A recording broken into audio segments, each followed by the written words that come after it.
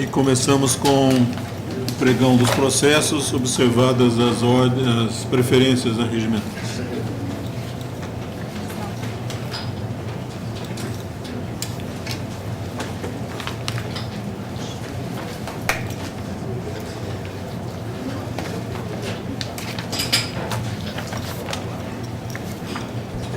Processos eletrônicos.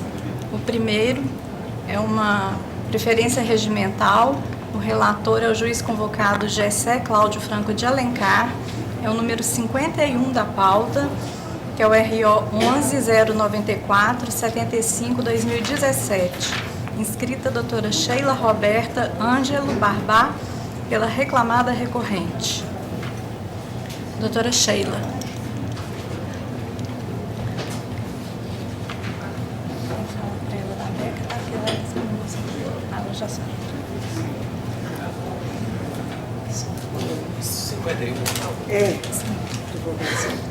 Vamos ver, né? Com a palavra o relator. Ver, né? 11.091. Então, dele voto antes? É o que eu entendi. Boa tarde. Inicialmente, passo a palavra ao relator para ler a conclusão do voto.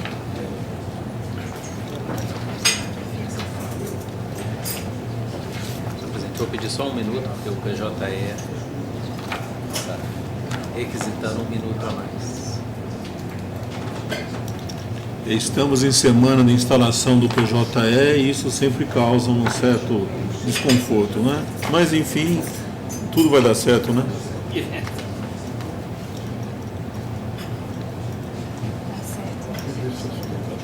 Na tela do senhor já abriu bastante? Porque na minha não. A minha chegou agora. Deve chegar do senhor em alguns minutos. Chegou agora. Sola Trate, não é isso, doutora? Sim.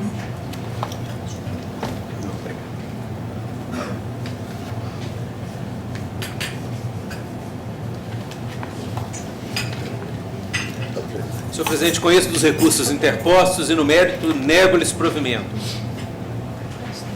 A senhora tem a palavra, então.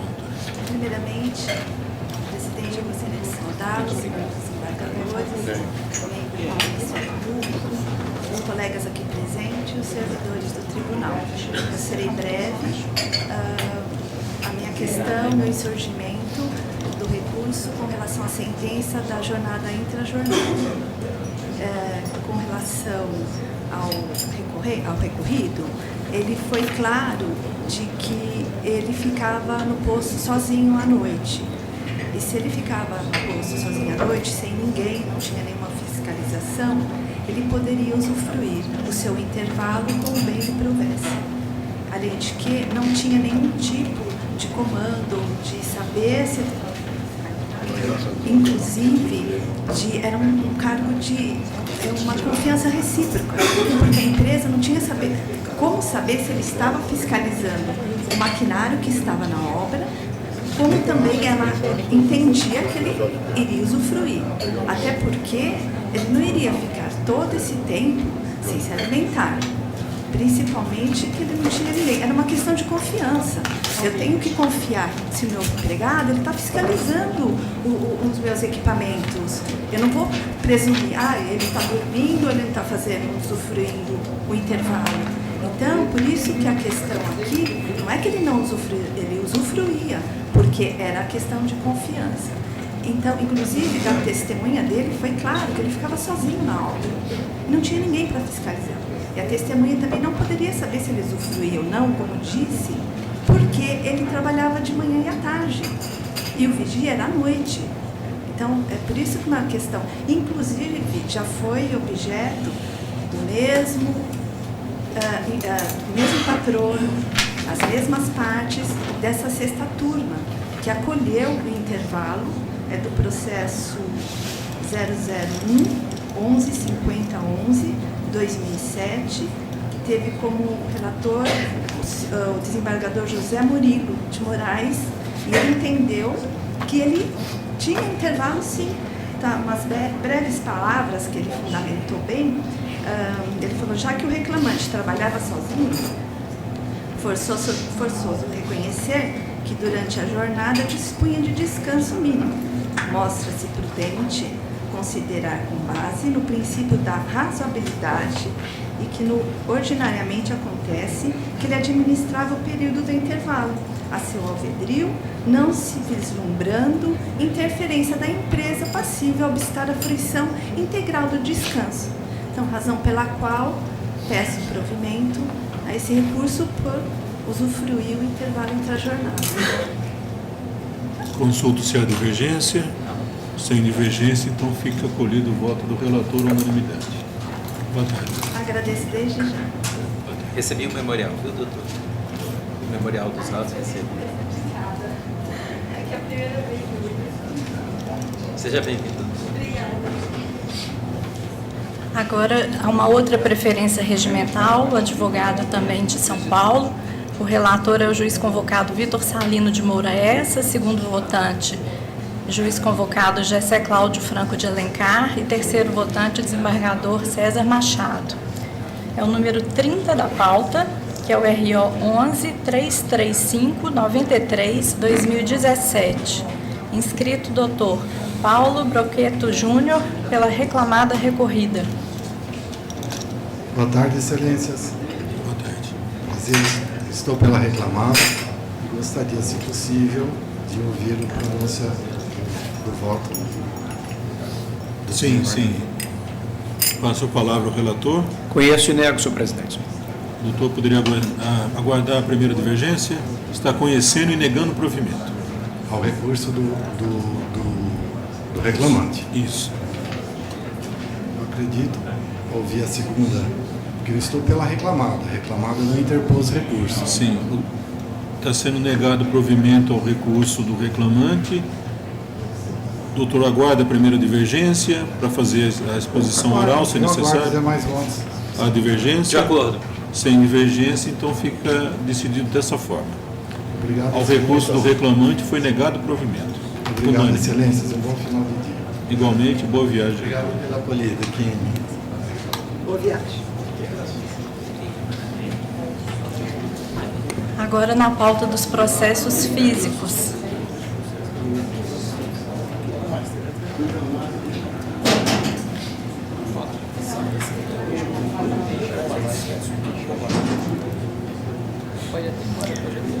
O primeiro deles é o número 2 da pauta, que é o AP 1084, 2014-113. O relator, desembargador Jorge Berg, revisor, juiz Vitor Salino, terceiro votante, juiz Gessé Cláudio. Qual que é o número Inscrito mesmo? doutor, é o 2 físico. Físico. Inscrito doutor Eduardo Vicente Rabela Morim. Eduardo, só um minutinho, tá? Estou com ele aqui. Quer? Eu estou conhecendo a grade de petição, mas estou dando provimento parcial para determinar que seja observada a TR para atualização monetária do débito exequente. Consulto se há divergência. Não, senhor. Sem divergência, sim fica decidido. Próximo é o número 3 da pauta, continuando na pauta dos processos físicos, é o RO 12-31-2013-140. O relator é o desembargador Jorge Berg, revisor, juiz Vitor Salino, terceiro votante, juiz Gessé Cláudio. Inscritas e presentes, a doutora Luciane Alves Camargos, pela recorrida, e a doutora Maria Amélia Brax Duarte, pelo recorrente, que é o Ministério Público do Trabalho. Estou conhecendo e negando. Então, com a palavra, o Ministério Público. Excelentíssimo senhor presidente, doutor relator, douta procuradora que me sucederá, egrégia turma. A hipótese dos autos não se trata de terceirização de serviço, como pode se supor, ou como deve ter sido o entendimento do douto relator. A hipótese dos autos é uma fraude na contratação de intermediação fraudulenta de mão de obra, todos os contratos havidos entre a empresa recorrida e as outras empresas discriminavam todos os serviços que deveriam ser feitos com subordinação, evidenciando-se uma fraude. A empresa é uma empresa de telefonia e ela tinha contratação de instalação de backfone, conexão física e lógica de assinante, instalação de equipamento, assistência técnica em serviço de TV, acesso de internet via cabo, conexão e reconexão de assinante, tudo objeto imprescindível de sua atividade fim e com pessoalidade e subordinação. Então, entende o Ministério Público que a controvérsia do caso, ela não se cinge à terceirização. Essa é a diferença. A terceirização pode ser lícita, a teor de repercussão, de entendimento do Supremo. Mas, em momento algum, o Supremo disse: empresa, você pode contratar da sua atividade fim, através de seus sócios, pessoal subordinado e que trabalhe na sua atividade. Senão, a justiça vai se perder na sua diretriz jurídica e de justiça social, no sentido de onde haverá, então, a intermediação de mão de obra ilícita, onde a distinção do tipo de contrato. Uma empresa de telefonia que gere os empregados de seus sócios indeterminadamente, entende, então, que não é o caso da Lei 13.429/17 e muito menos 13.467/17. Caso vossas excelências entendam pela manutenção do douto entendimento do digno relator, o Ministério Público do Trabalho espera, então, que se entenda pela irretroatividade dessas leis, uma vez que a ilicitude antecede e muito as leis de 2017. É justiça. Como a senhora já tem um voto favorável, a senhora poderia aguardar a primeira divergência ou a senhora gostaria de falar? Gostaria de sustentar. Pois não. Eu prometo que seria breve. Entende a RE que não pode haver ilegalidade ou ilicitude onde existe lei que permite a prática do ato ou a celebração de um contrato. É o caso dos autos em que a LGT, a Lei 9472 de 97, permite a terceirização das atividades inerentes, acessórias ou complementares. E eu friso aqui, inerentes. Temos explícito na Constituição da República que ninguém vai ser obrigado a deixar de fazer alguma coisa ou fazer alguma coisa, senão em virtude de lei. Então, entendimento contrário vai implicar na contrariedade da súmula vinculante 10 do STF, do artigo 97 da Constituição e desses dispositivos, 60 e 61 da LGT. Também ao artigo 5º da Constituição, inciso 2, ao 170, inciso 3 e ao 175 da Constituição. Mais especificamente no que se refere à fala do Ministério Público, ainda que se tratasse de terceirização da atividade fim, o que não é o caso, o Supremo decidiu isso de maneira definitiva quando na DPF 324 e no RE 958.252 estabeleceu que é lícita a terceirização de qualquer outra forma de divisão do trabalho entre pessoas jurídicas distintas, né, independentemente do objeto social das empresas envolvidas. E mais especificamente na área de telecomunicações, o recurso extraordinário 791.932 do Distrito Federal também tem tese expressa sobre o tema, em que se entendeu que, pela nulidade do acórdão recorrido por desrespeito à cláusula de reserva de plenário, a súmula vinculante 10 do STF. Essa decisão tem efeito vinculante e se aplica imediatamente, né, aos processos em trâmite. Eu destaco que não se pode dizer que foram as leis 13.429 ou 13.467 que tornaram lícita a terceirização. Antes dessas leis, a questão já era disciplinada tão somente por meio de entendimento jurisprudencial e, advindo entendimento diverso, como é o entendimento do STF, com repercussão geral, né, o mesmo passa a ser aplicado de imediato, ainda que em relação aos contratos findos anteriormente. Por fim, no que se refere à alegação de que se encontram presentes os requisitos do artigo 3º, entendemos que é inovação recursal. A tese da inicial erigiu-se toda em cima da questão de entenderem pela terceirização da atividade fim.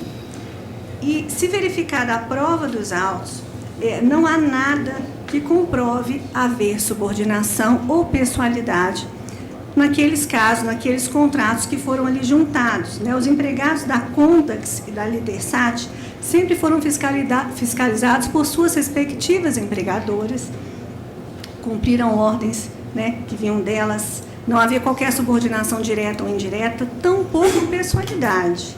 O que interessa ao tomador é somente a prestação do serviço das terceirizadas, não importando por quem, né, qual pessoa física fosse realizado o serviço. Para demonstrar essa prova de requisitos do artigo 3º, não basta a impressão pessoal do auditor ou a menção a cláusulas dos contratos. É natural que, num caso em que se está terceirizando algo que é de concessão de serviço público, natural que conste do contrato, pormenorizadamente, como que vai ser prestado esse serviço em termos técnicos. Afinal de contas, trata-se de instalação, né, de TV a cabo e de internet. Necessário a especificação técnica nos contratos. Isso não implica em ingerência na execução desses contratos. Então, finalizando, não há intermediação fraudulenta de mão de obra, não houve abuso do direito de terceirizar, nem precarização de direitos sociais. Por esse motivo, não há nada que atraia a aplicação do artigo 9º da CLT. Então, a gente pede que seja acompanhado o voto do Vossa Excelência, do relator, e que seja mantido, né, que seja negado o provimento ao recurso do Ministério Público. Consulta se há divergência. Sem divergência, então assim fica decidido. Obrigada. Boa tarde.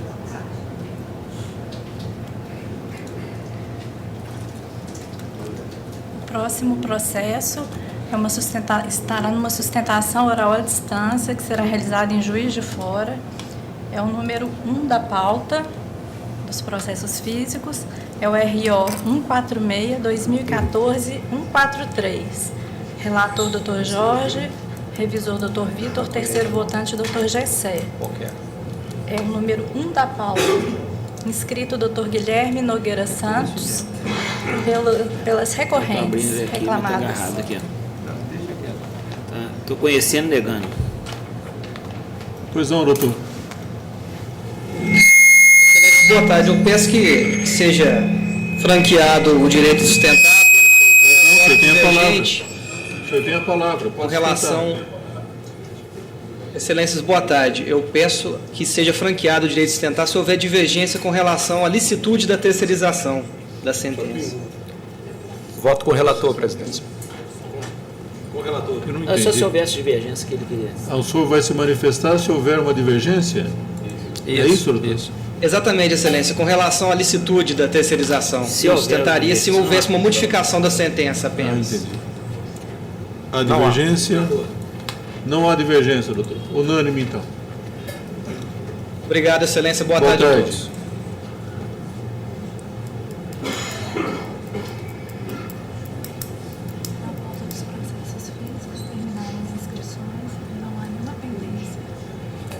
então com relação, encerramos as sustentações dos processos físicos, então todos eles ficam julgados conforme os votos proferidos. O senhor está agarrando também? Está agarrando, né? Tá. O sistema está ruim.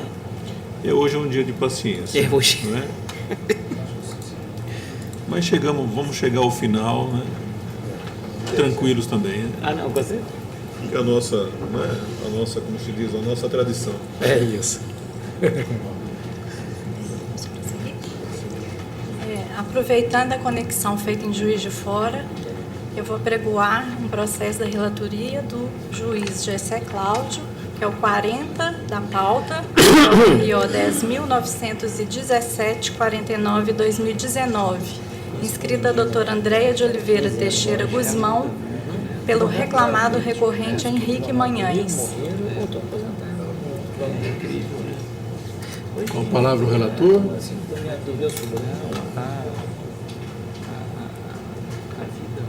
Senhor presidente, conheço do recurso ordinário interposto e no mérito dou-lhe parcial provimento para, letra A, reduzir as indenizações por danos morais e estéticos deferidas na origem para 10 mil e 5 mil reais, respectivamente. Letra B, deferir ao reclamado o benefício da justiça gratuita. Letra C, determinar que os honorários sucumbenciais atribuídos ao réu observem o disposto no parágrafo 4º do artigo 791-A da CLT. Fica reduzido o valor arbitrado à condenação para 60 mil reais, com custos de 1.200 pelo reclamado, que poderá requerer a diferença na forma de instrução normativa correspondente. É o meu voto, senhor presidente. A senhora tem a palavra, doutora. Excelência, excelentíssimo senhor desembargador presidente, a quem cumprimento em nome dos demais votantes e presentes.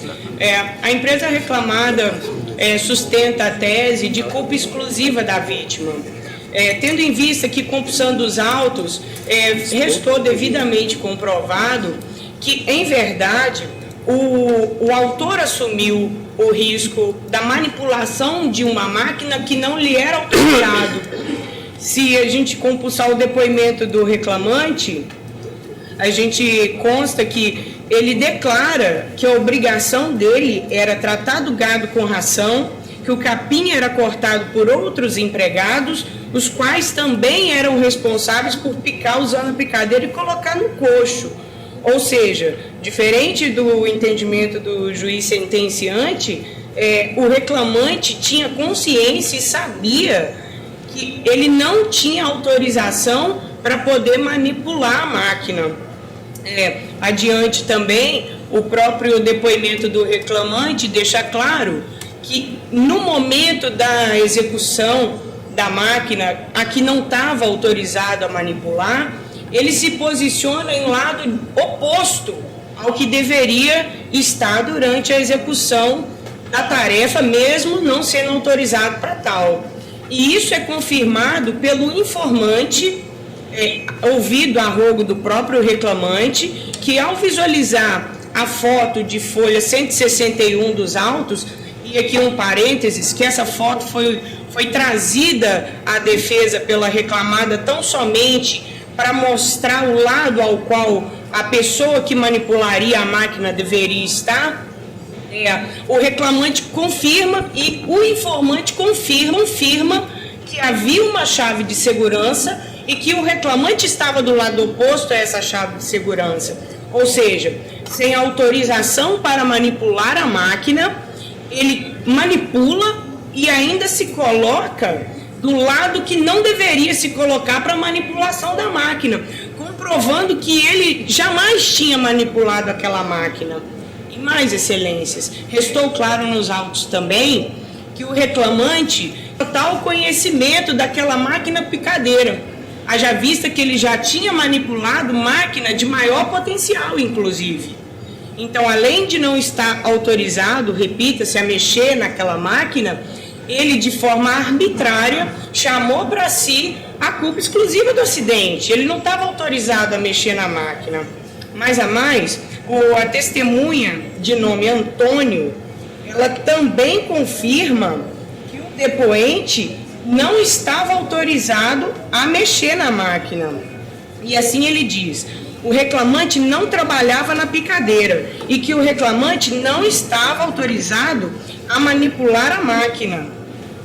Excelências, restou claro no depoimento tanto da testemunha ouvida de nome senhor Antônio, inclusive no depoimento do próprio informante, senhor Carlos, que o reclamante não estava autorizado a mexer na máquina. E tanto é assim que o juiz, em sentença, ele reconhece que o reclamante agiu com imprudência. Se não vejamos, abre aspas, embora as declarações colhidas nos autos evidenciem que não era função do reclamante operar a máquina picadeira, adiante ele ainda ressalta, abre aspas, a prova oral demonstra que o reclamante agiu com imprudência ao operar a máquina picadeira, onde sofreu as lesões verificadas no laudo pericial. Com efeito, ficou claro que o manuseio da picadeira não era atribuição do reclamante, que se aventurou, e aqui palavra do magistrado, que se aventurou na operação porque já havia operado equipamento similar de maior porte. Portanto, se por um lado o reclamado errou ao permitir o funcionamento maquinário inadequado, desprovido da proteção indispensável, por outro lado, o reclamante não deveria ter operado em hipótese nenhuma. E isso restou claro. E é por essa razão que o pleito é no sentido de excluir a condenação da empresa reclamada, a condenação em razão de culpa exclusiva da vítima. Adiante, eu prometo não me alongar muito, mas com relação ao pensionamento, a gente entende o seguinte, o juiz primeiro ele atribuiu 50% de condenação à empresa reclamada, porque, segundo o entendimento do juiz, a perda da incapacidade do reclamante foi no total de 50%. Porém, o laudo pericial de ID08C8D08, em momento algum, ele dispõe a porcentagem de que seria a perda da incapacidade do reclamante. O juiz atribuiu por sua mera faculdade. Então, na hora de atribuir os valores, também, fora a porcentagem, o juízo atribuiu valores de forma vaga no nosso entendimento, pois não foi utilizado, por exemplo, a tabela SUSEP, porque lá na tabela SUSEP, os valores seriam muito menores, conforme consta no recurso ordinário, do que foi aplicado no juízo de origem. Então, a gente roga também a Vossas Excelências que considerem que a atribuição de 50% da incapacidade do reclamante é demasiado, tendo em vista também que, conforme consta no laudo pericial, não foi delimitado que o reclamante estará fora do mercado de trabalho em razão da lesão sofrida.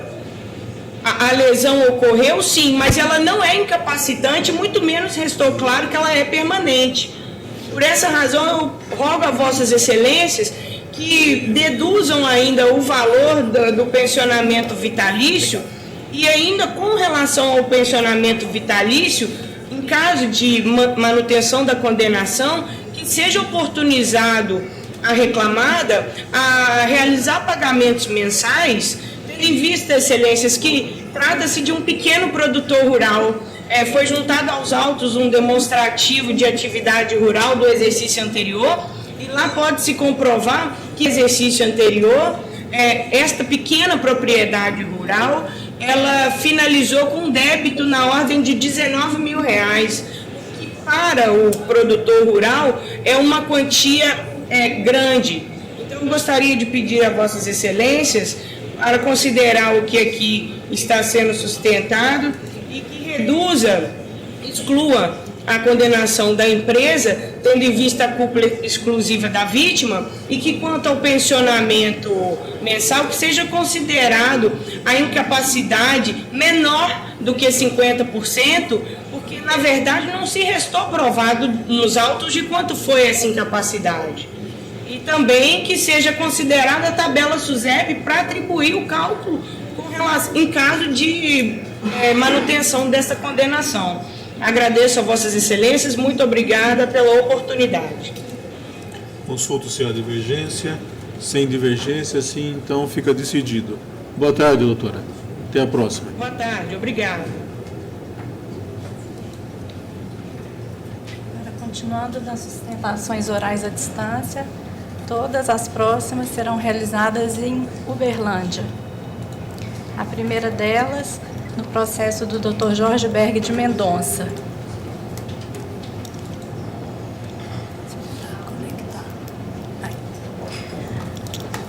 Número 56 da pauta, que é o AP 11.410, 04/2018, inscrito Dr. Daniel Emanuel Ribeiro Costa, pelo agravado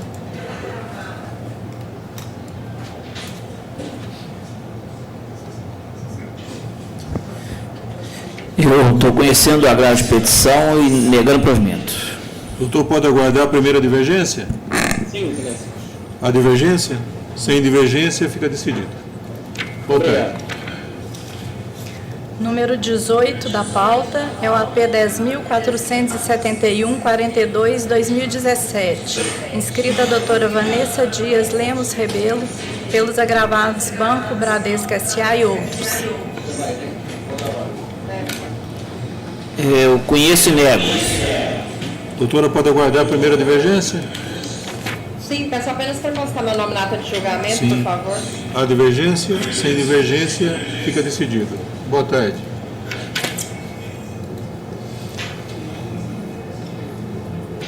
Número 27 da pauta, a inscrição por duas partes. Uma presencial, que é o advogado Rodrigo Moreira Rebelo Horta, representando a reclamada recorrida. Em Uberlândia, inscreveu-se o Dr. Flávio Eduardo Segantini Alves, pelo reclamante. Qual processo que é? Número 27, é o 10657. 10657. Está travando aqui, só um pouquinho. Tá? Parou totalmente aqui. Eu conheço recurso ordinário interposto pelo reclamante no método dando provimento parcial para declarar a existência do vínculo de emprego entre as partes no período de março de 2013 a janeiro de 2018, determinando o retorno dos autos à vara de origem para que seja examinado todos os outros pedidos decorrendo do reconhecimento do vínculo de emprego a fim de evitar a supressão de instância. Fica prejudicado por hora o exame do restante do apelo. Doutor, pode aguardar a primeira divergência? Sim, excelência. Ah, pela recorrida. Pelo reclamante, o doutor pode aguardar a primeira divergência? Sim, pode? excelência. Ok. Pois não, doutor. Boa tarde a todos.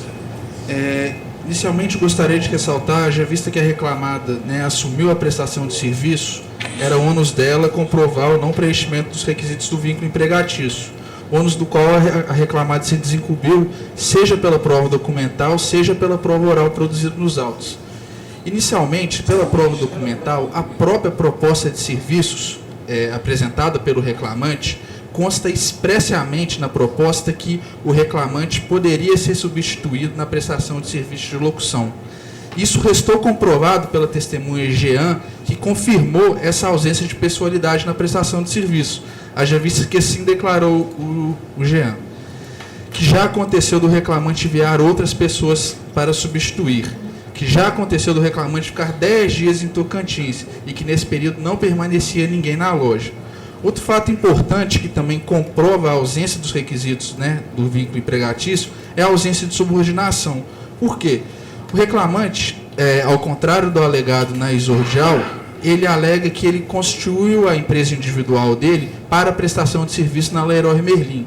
Todavia, analisando o CNPJ da empresa individual, consta que a empresa foi constituída muito antes da prestação de serviço. Ainda, outro fator que comprova a ausência de subordinação é que O autor ficou, além de prestar serviço para a Leroy Merlin, ele prestava serviço para outras empresas. E quando ele prestava serviço para essas outras empresas, ele não sofria qualquer punição pela Leroy Merlin. Já, assim declarou a testemunha, que já aconteceu do reclamante ficar 10 dias em Tocantins e que nesse período não permanecia ninguém na loja como locutor, que permaneceu um tempo passado, retornar à loja posteriormente. Ora, como numa relação de emprego um reclamante presta serviço para outras empresas, fica sem prestar serviços à empresa contratante, ele não sofre nenhuma punição. Então, ao meu ver, ao contrário do entendimento do Dr. Jorge, restou sim comprovada a ausência dos requisitos do vínculo empregatício. Consulto se há divergência. Sem divergência, então fica decidido nos termos do voto do relator. Excelentíssimo presidente, gostaria de questionar o senhor. Eu tenho uma outra sustentação, que o Dr. Gessé é o relator. Gostaria de saber se o senhor já poderia aproveitar que eu estou na tribuna para sustentar no caso. E aqui a gente vai precisar, já eu respondo. Tá, joia. Muito obrigado, viu, excelência? É porque a gente abre em salas, é complicado isso aqui Porque mesmo. eu não sei se tem outros lá. Ah, tá. Aí a Márcia... Quando era físico era fácil, hoje não tem mais. Tem mais um Uberlândia, nós temos que dar prioridade lá. Ótimo, tá, Gil. Muito obrigado, viu? Mas não vai demorar, se Deus quiser. Obrigado. Obrigado, excelência. Agora, na pauta, Tchau, doutor. na pauta da relatoria do juiz convocado Gessé Cláudio Franco de Alencar, número 41 da pauta, RO 10.926, 49/2019.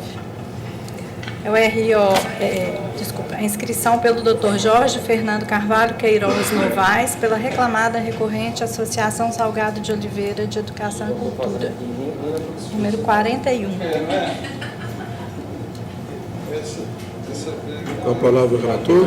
Senhor presidente, conheço do recurso ordinário interposto no mérito dole parcial provimento para decotar da condenação o pagamento da multa convencional, mantido o valor arbitrado da condenação por conta ainda compatível. É o meu voto, senhor presidente.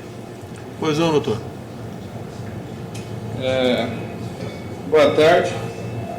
Eu vou me ater aqui apenas à questão da redução de carga horária, que foi deferida e a diferença salarial em decorrência... Não, esse é o do SLIG, né?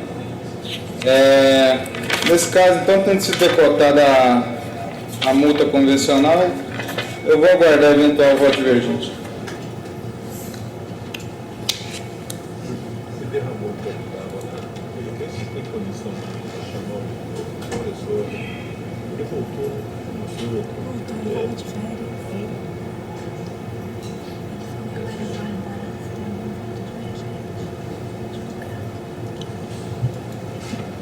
Desculpa me distrair, o doutor vai aguardar a divergência então, né? Isso, esse é o caso do SLIG, né? SLIG Abreu. Isso. Sim, positivo. Consulto se há divergência, não havendo divergência, então a turma decide nesses termos. Boa tarde, doutor. Boa tarde. Até a próxima.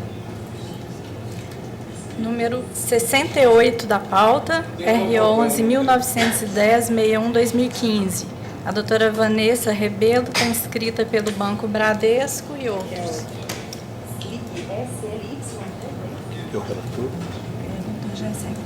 Com a palavra o relator. Senhor presidente, eu estou até trabalhando com os dois computadores que, de fato, estou com bastante dificuldade de abrir os meus processos de relator. Eu vou pedir só um minuto de paciência. Ok. Consegui.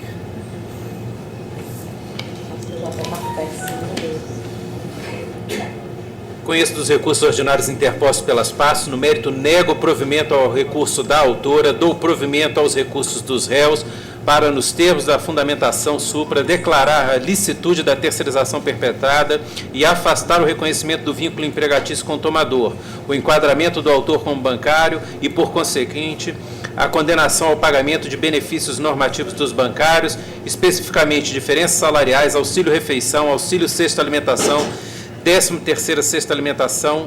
Agora apagou. Estava indo tão bem. Voltou.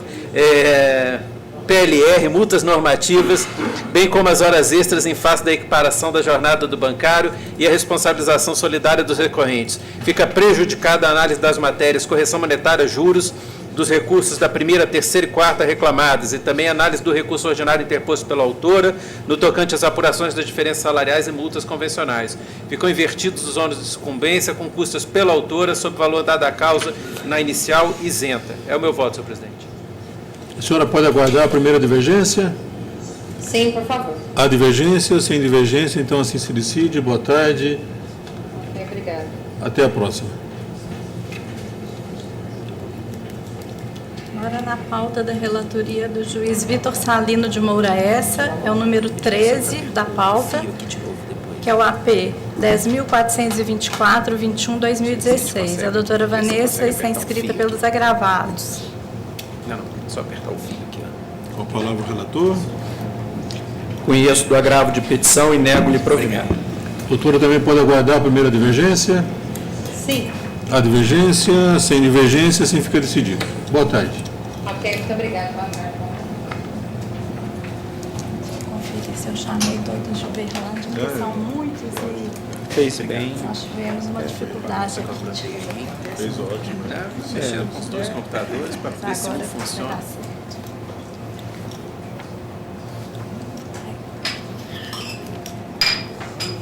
Obrigado. Continuando nas preferências, na pauta do desembargador Jorge Berg de Mendonça, é o número 36 da pauta, que é o RO 10.839-26-2018, inscrita a doutora Fátima Angélica de Oliveira e Silva, pela reclamada recorrente. Caixa Econômica ou Engenharia? Caixa Econômica ou pela Engenharia?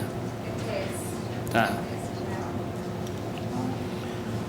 Estou conhecendo já os recursos, estou rejeitando a preliminar de legitimidade passiva, suscitada pela segunda reclamada, no método dando parcial provimento. Ao da primeira reclamada, eu estou dando provimento para excluir da condenação pagamento de adicional noturno nas ocasiões em que o reclamante se ativou em jornada noturna, entre 22 e 5H, ao longo do período contratual, com reflexo nas verbas rescisórias.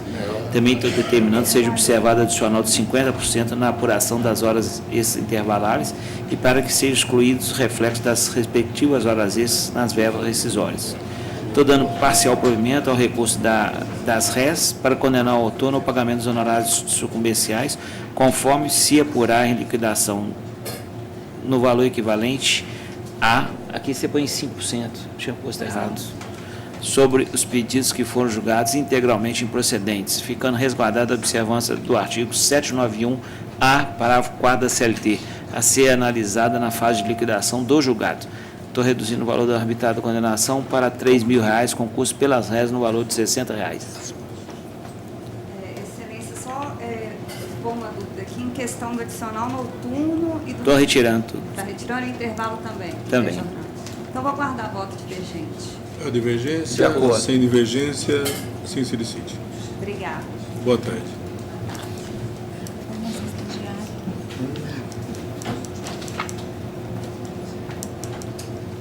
Continuando nas preferências, também na pauta do desembargador Jorge Berg, número 40, que é o RO 10.931-85-2018, inscrita a doutora Eduarda de Oliveira Trindade, pelo reclamado recorrente Banco Bradesco S.A.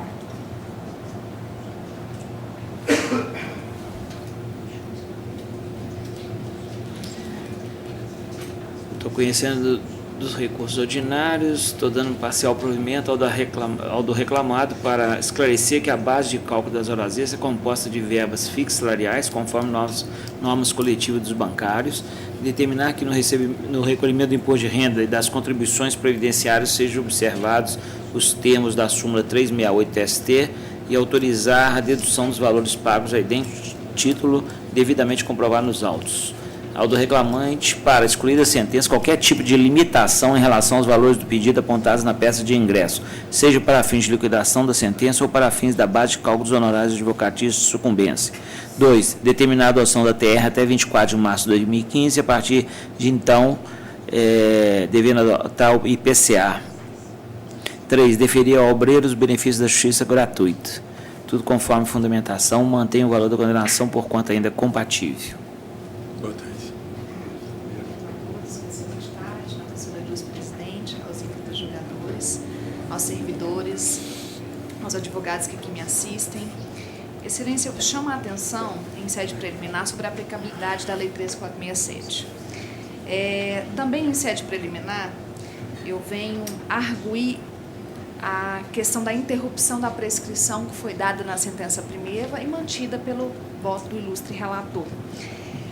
A sentença demonstra-se equivocada, haja vista que a ação de interrupção da prescrição pelo sindicato ela é genérica, não apresenta um rol de substituídos, tem o objetivo único e exclusivo de inviabilizar o instituto da prescrição e suas consequências. Então, chamar a atenção para o artigo e a aplicabilidade do artigo 11 da CLT, norma processual válida e vigente, idônea, que afasta a possibilidade de aplicação da figura do protesto interruptivo na prescrição nos domínios trabalhistas. Diz respeito essa demanda a respeito de direitos individuais heterogêneos, não havendo que se falar tanto quanto nessa questão da prescrição, da interrupção da prescrição. Inclusive, no recurso ordinário do banco, chamamos a atenção, inclusive, para um voto já mencionado pelo doutor Gessé, a respeito dessa questão da interrupção da prescrição, que evidencia abuso de direito no exercício da prerrogativa conferida ao ente sindical. Em hipótese como a vertente, inviabiliza-se a própria substituição processual diante da natureza das parcelas pleiteadas e que demandam duvidosa dilação probatória, extrapolando assim a legitimidade ativa do sindicato para a defesa dos interesses que não pertencem à categoria, mas a cada bancário individualmente considerado. Esse processo em específico se trata de um gerente de negócios. É um cargo dentro do Banco Bradesco que foge totalmente à regra do que já estamos conhecendo aqui nessa tribuna. Sejam de escriturários, de caixas, gerentes de pessoa jurídica. O gerente de negócios, eu chamo a atenção para esclarecer, que ele é elencado no artigo 621 pela jornada externa.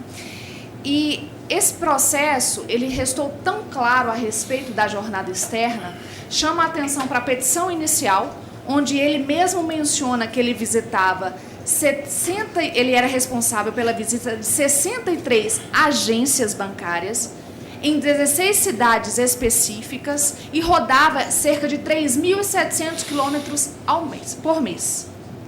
Não é possível que um gerente de negócios que rode diversas agências a tempo e modo consiga ter uma jornada de trabalho estabelecida por outrem. Pelo contrário, evidencia-se tanto na petição inicial, chama a atenção a respeito, para ler um trecho da petição inicial, que resta evidente a confissão do reclamante, e que a sentença, tanto quanto o voto do ilustre relator, com todo respeito, resta-se contraditória em evidenciar horas extras acima da 8ª diária, uma vez que ele mesmo fazia o seu horário de trabalho, tanto quanto intrajornada, tanto quanto horário de chegada e horário de saída. Porque ele tinha uma fidúcia e um cargo de confiança, claro que não estamos falando aqui de uma fidúcia extremamente alta, mas uma fidúcia moderada, assim, onde ele conseguia ter essa, vamos dizer, essa faculdade, essa liberdade de dirimir o seu próprio horário. A petição inicial chama o Vênia para destacar alguns pontos essenciais. Que em agosto de 2010 foi alterado o cargo do autor para gerente de executivo de negócios, o GEM, que ele visitava cerca de 16 agências no período de agosto de 2010 ao início de 2013. Após esse período, passou a visitar cerca de 63 agências distribuídas na cidade da região, num raio de 100 a 300 quilômetros de distância, e que passou a rodar cerca de 3.700 quilômetros por mês. O autor foi designado para atuar em agências subordinadas à Gerência Regional de Varginha, distribuídas em 16 cidades da região. Não sendo o bastante, a própria instrução processual também restou clara na confissão do próprio reclamante.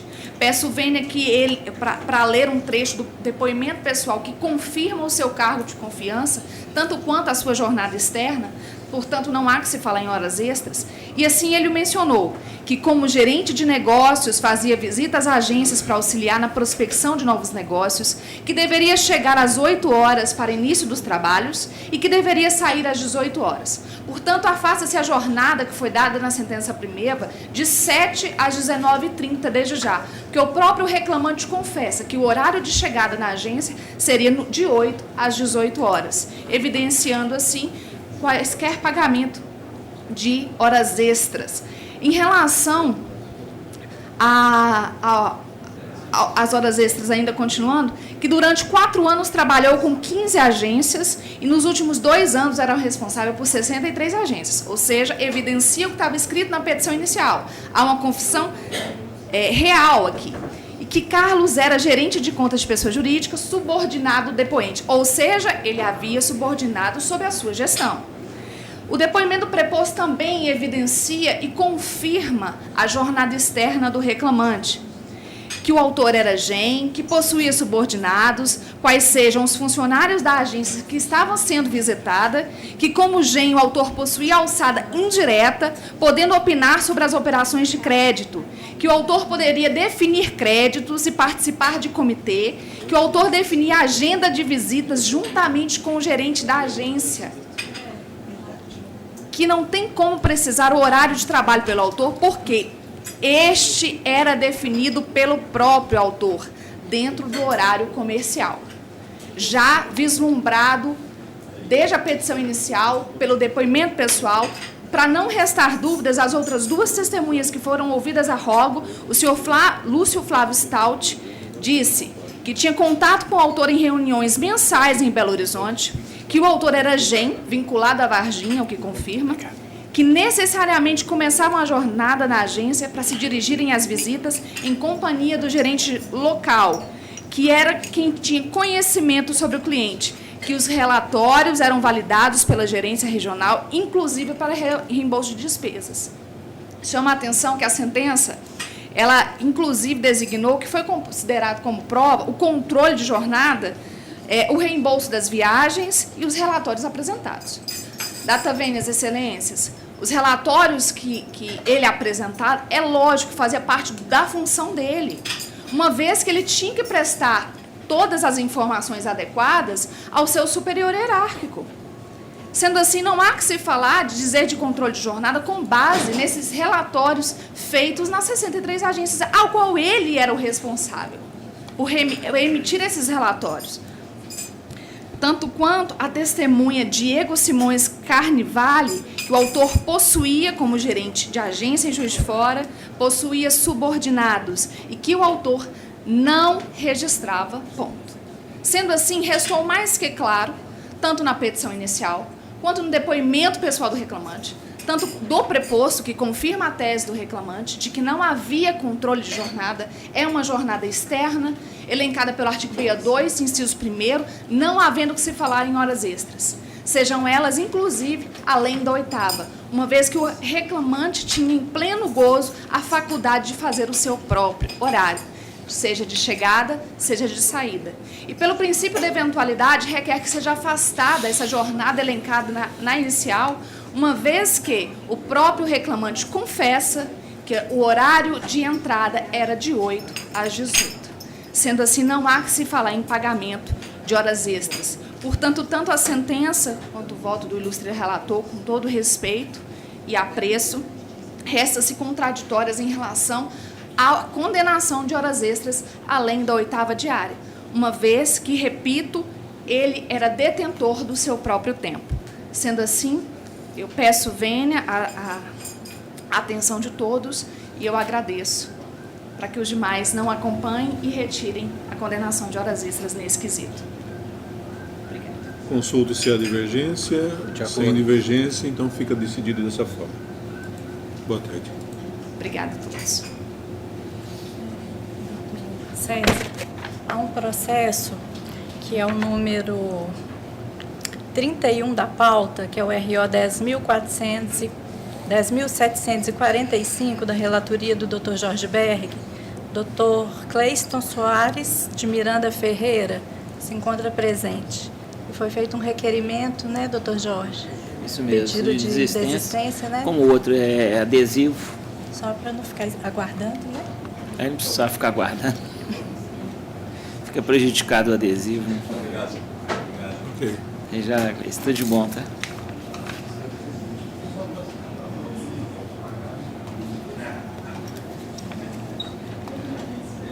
Agora seguiremos na pauta do desembargador César Machado. O primeiro é o número 54 da pauta, que é o RO 11-499-62-2017. Inscrita a doutora Jéssica Paloma Gonçalves Ferreira pelos reclamados recorrentes Banco Bradesco Vida e Previdência S.A. e outros.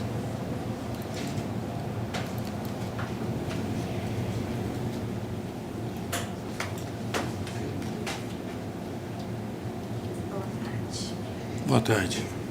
Conheço dos recursos, exceto quanto ao pedido de afastamento do vínculo entre autor e o banco, provimento parcial aos recursos reclamados para excluir a condenação ao intervalo do artigo 384 após 11/11.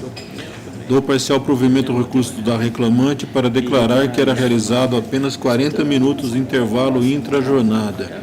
Condenar os réus ao pagamento de 1 hora extra decorrente da concessão parcial do intervalo, sendo devida a hora acrescida do adicional, observados os reflexos, observo que é devido apenas o tempo suprimido a partir do dia 11/11, com acréscimo de 50% do valor da hora normal em caráter indenizatório.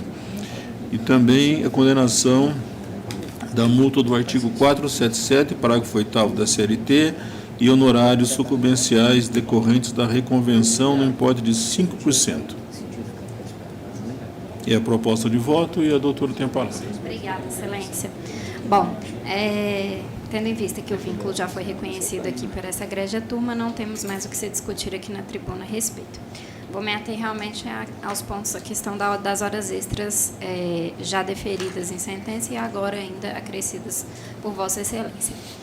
Conforme ficou demonstrado nos autos, a reclamante ela era corretora, então ela sempre teve uma jornada externa, ela não tinha nenhum tipo de obrigatoriedade de estar dentro da agência ou de prestar algum tipo de informação de onde ela estaria, com quem ela estaria fazendo suas visitas ou como ela realizaria a sua agenda. Inclusive, nos depoimentos prestados pelas testemunhas, ficou comprovado isso. Inclusive, a testemunha que trabalhou com ela exatamente por 8 meses em uma das agências, disse que a reclamante, ela era corretora, prestava serviço dentro da agência, porém, ela não comparecia ali todos os dias e que ela não tinha horários fixos, inclusive que ela mesma, a depoente, já presenciou a própria reclamante tirando vários dias de folga ou trabalhando apenas 1 turno, 2, que ela realmente não tinha nenhum tipo de ingerência desses horários. Inclusive as testemunhas, todas as testemunhas, né, que eu peço, Vênia, para que sejam considerados válidos os seus depoimentos, elas confirmaram exatamente esse fato de que todas as visitas externas, todos os corretores, eles podem ir conforme eles quiserem, o horário que eles quiserem, eles fazem a sua agenda, podendo retornar ou não à agência. A agência só serve como um apoio para eles. E seguindo no mesmo raciocínio, a questão do intervalo. Isso fica a critério do próprio corretor, o que também ficou demonstrado em todos os depoimentos, que eles podem fazer esse intervalo da melhor forma que lhe convide, de acordo com realmente a agenda com a qual eles fazem ali no seu dia a dia. Com relação aos estornos de comissão, pelo que eu vi foi mantida da sentença de 1º grau, eu gostaria de chamar a atenção a respeito desse tema. Aqui não se trata de estornos de comissões, inclusive a gente chama a atenção disso no nosso RO e talvez não fique muito claro. Existe um pagamento e são antecipadas todas as vendas, inclusive aquelas vendas que são feitas pelos corretores, que elas são parceladas. A gente antecipa esse valor aos corretores e aí, acaso não venha a ser pago a partir da 6ª parcela, apenas o valor proporcional do que não é pago, isso sim é recuperado. Mas não existe o estorno dessas comissões. Apenas o que não é pago, até a sexta, porque também se o cliente pagou até a sexta, ele continua e parou de pagar na sétima, ele vai continuar recebendo todas aquelas parcelas que lhe são devidas. Então, eu peço a reforma nesse sentido, pois não existem estornos de comissões. Como a gente colocou, a venda, o valor é antecipado ao corretor e, caso aconteça isso, são recuperados os valores proporcionais. No que tange aos honorários, Excelência, com a devida vênia, eu não sei se ficou recíproco ou se ficou apenas em cima da reconvenção. Eu não consegui entender, mas caso assim não seja, eu peço que seja recíproco para as partes, tendo em vista que alguns pontos foram improcedentes ao reclamante. É o que pede nesse momento na tribuna. Peço vênia para que seja reformado, repensado. Consulto se há divergência. Não havendo divergência, a decisão fica nesses termos. Excelência, eu tenho um outro processo da relatoria de Jorge Berg. Eu gostaria de saber se dá para si. Eu vou pedir a senhora paciência de aguardar um minutinho. Tá. Principalmente hoje, que a gente tem uma certa... Né? Não só porque isso é normal, né? Há uma certa instabilidade. Se a gente sair da sala, porque aqui o nosso sistema funciona por sala. Cada um de nós tem uma sala. E aí, quando sai, para voltar, às vezes fica mais difícil. Então, vou pedir um pouquinho de paciência para a senhora. Sem problemas. Obrigada, Excelência. Número 50 da pauta, RO 11.360, 72/2015. Inscrito Dr. Alex Santana de Novaes, pelo reclamante recorrente. Qual é o número? É o número 50 da pauta.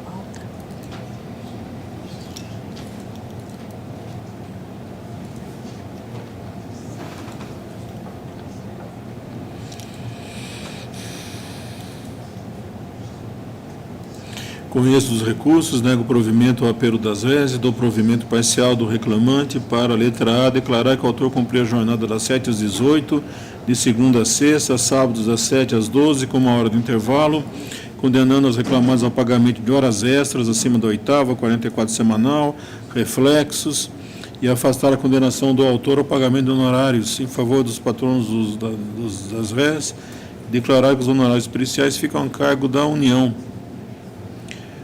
De ofício, afasta a condenação das reclamadas ao pagamento de honorários em favor dos advogados do autor. Essa é a proposta de voto. O doutor tem a palavra. Senhor presidente, nobres membros da turma, Excelência, antes de mais nada, gostaríamos de insistir na nulidade do processo. A reclamada, com sua defesa, apresentou um rol de testemunhas. Quando da audiência de instrução, quando da audiência inicial, o juízo determinou que, em caso de rol de testemunhas, deveria ser apresentado o rol proibitivo por via carta precatória em 15 dias. A reclamada não fez. Na audiência de instrução, determinou o juízo que fossem expedidas as cartas precatórias. E foram. Saíram as cartas precatórias e jamais foram cumpridas. E veio a reclamada procrastinando, trocando o endereço das testemunhas nas cartas precatórias e elas jamais sendo cumpridas. Ao final, pede a reclamada a substituição da testemunha. E a juíza indefere o pedido de substituição da testemunha. E indefere por quê? Por ter constatado que a reclamada estava procrastinando o feito. Quando da audiência de instrução, derradeira, pede a reclamada para fazer a juntada de prova emprestada. E a juíza, a titular que já havia voltado à vara, acolhe a juntada de prova emprestada de depoimento de 2 testemunhas, com os protestos do reclamante. Com todo respeito, entendemos nós que esses documentos não podem sequer estar nos autos. Implicam nulidade, principalmente porque as testemunhas ouvidas e juntadas como prova emprestada, elas trabalharam com o reclamante por 2 meses, no final do contrato delas e no início do contrato do reclamante. Esse é o período. Mas, tendo em vista que a vara já tinha indeferido a substituição de testemunha, entendemos nós que há uma insanável nulidade quanto a esse ponto, devendo ser acolhida, retornando os autos à origem para, se for o caso, nova decisão. Outro ponto, Excelências, diz respeito a diferenças de comissões. O reclamante pede por diversas vezes uma perícia. E a reclamada e a douta vara indefere o pedido de perícia. E essa perícia é para apurar as diferenças de comissões em função de documentos da reclamada, que o reclamante não detém. E quando do julgamento, a ilustre magistrada defere por um determinado período, fixando um determinado valor que entendemos nós muito aquém do valor pedido e muito aquém do valor devido em função da ausência de perícia. Seria esse também mais um motivo para a nulidade do processo, para que seja feita a prova quanto ao tema. E quanto à jornada de trabalho, o ilustre relator dá provimento parcial, mas com todo respeito, no nosso entendimento, as testemunhas do reclamante fazem prova de uma jornada um pouco mais extensa, principalmente levando-se em conta que não existia o trabalho externo, que é a tese da sentença de primeiro grau. Era trabalho interno, era externo da sede, mas interno nos escritórios. A reclamada tinha uma determinada sede e escritórios em postos de gasolinas onde o reclamante trabalhava. Por isso, Excelência, com todo respeito ao auto ilustre relator, pedimos que seja estendido o provimento para que se reforme integralmente a sentença conforme recurso ordinário. Muito obrigado, Excelência. Consulta-se a divergência. Não. Sem divergência, então assim se decide. Muito obrigado, Excelência. Boa tarde a todos. Número 35 da pauta é o RO 10.785, 46/2018. Inscrito o Dr. Luiz Carlos Lopes Júnior, pela reclamada recorrente Manuela Fernanda. Com o recurso, provimento parcial apelo para condenar o reclamado ao pagamento de diferenças salariais da equiparação salarial com a paradigma mariana, com os reflexos mencionados aqui, e honorários arbitrados em 10% sobre o valor líquido da condenação. Deverão ser excluídas as parcelas de natureza personalíssima recebidas pela paradigma. É a proposta de voto. O doutor tem a palavra. Não, obrigado. Não? Consulta-se a divergência. Sem divergência, assim fica decidido, então. Obrigado, boa tarde. Bom trabalho. Número 37 da pauta, RO 10.859, 2017. Inscrita a doutora Tassiana de Faria Valim, pela reclamada recorrente Cervejaria Petrópolis. Conhecendo e negando provimento. Boa tarde. Boa tarde, Excelência. Excelentíssimo senhor presidente, eméritos julgadores, ilustríssima representante do Ministério Público, colegas e servidores aqui presentes, boa tarde. Eu gostaria, na verdade, de enfatizar apenas 2 pontos dos memoriais, no que diz respeito ao reenquadramento sindical e quanto às horas extras. Com relação ao pedido de reenquadramento sindical, a norma trabalhista ela prevê expressamente que o enquadramento sindical ele é dado pela atividade preponderante da empresa, exceto para o empregado que integra a categoria profissional diferenciada, o que não é o caso dos autos. Na vigência do contrato de trabalho do reclamante, essa recorrente ela sempre esteve representada pelo sindicato do Centro-Oeste Mineiro, como se observa das CCTs apresentadas junto à contestação. Observa-se pelo conjunto probatório que a reclamada ela não foi representada pelo sindicato informado pelo reclamante quando da celebração dos referidos ajustes, indo contra o entendimento da súmula 374-ST, razão pela qual não deve incidir sobre o contrato de trabalho do reclamante a CCT por ele mencionada. Por essa consideração, pede a reclamada, e com devida vênia ao posicionamento do relator, a reforma da sentença quanto a essa condenação. No que diz respeito às horas extras, eu gostaria de destacar que nos controles de pontos apresentados por essa ré, há diversos registros de horas extras que foram realizados pelo obreiro e foram devidamente quitadas. Inclusive, nos memoriais a gente menciona que houveram ocasiões em que a jornada terminava às 20, 21, 22, inclusive posteriormente, e elas foram quitadas. Excelência, é evidente que a sentença ela interpretou de forma equivocada o conjunto probatório, reconhecendo uma jornada laboral que não demonstra a realidade. Além do que, é importante reiterar o que bem pontuou a própria magistrada, na sua fundamentação, quando ela fala que o autor não produziu prova capaz de demonstrar ser verdadeira a jornada que alegou, muito menos de impugnar o conjunto probatório apresentado por essa ré. Logo, evidente que não se desvencilhou do ônus que a lei lhe atribui. A verdade, nobres julgadores, é que todas as horas extras feitas pelo obreiro foram devidamente anotadas por ele no cartão de ponto e quitadas pela reclamada. Portanto, as provas documentais elas devem prevalecer como sendo a fiel realidade dos fatos. Eram essas considerações que eu gostaria de fazer. Consulto se há divergência. Sem divergência, se decide nesses termos. Obrigada. Tchau. Número 15 da pauta, RO 10.309/27/2018. Inscrita a doutora Jaqueline Ferreira de Sales, pelo reclamante recorrente. Número 15. Boa tarde.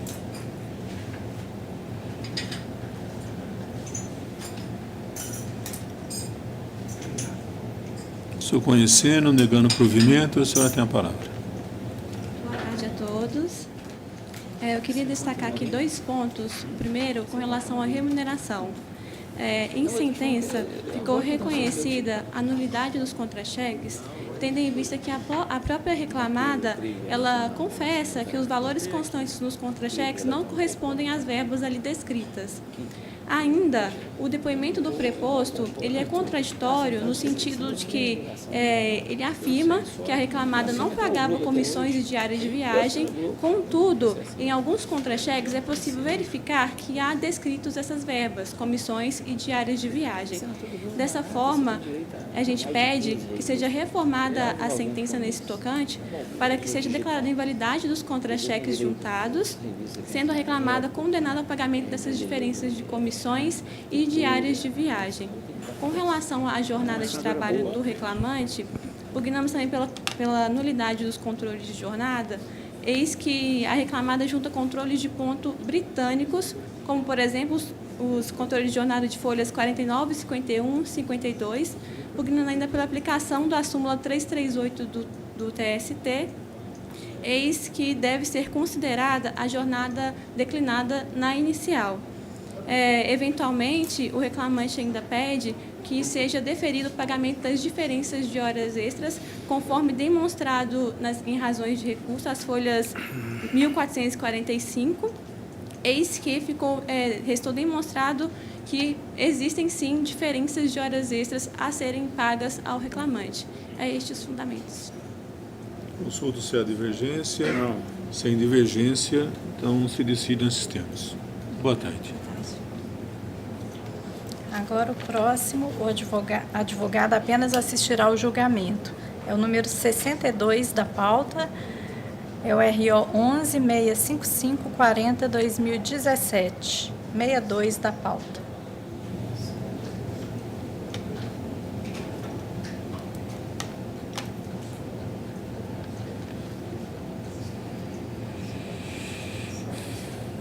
Estou conhecendo dos recursos, provendo parcialmente para excluir da condenação o pagamento da multa do artigo 477, parágrafo 8º da CLT e a devolução do aviso prévio indenizado.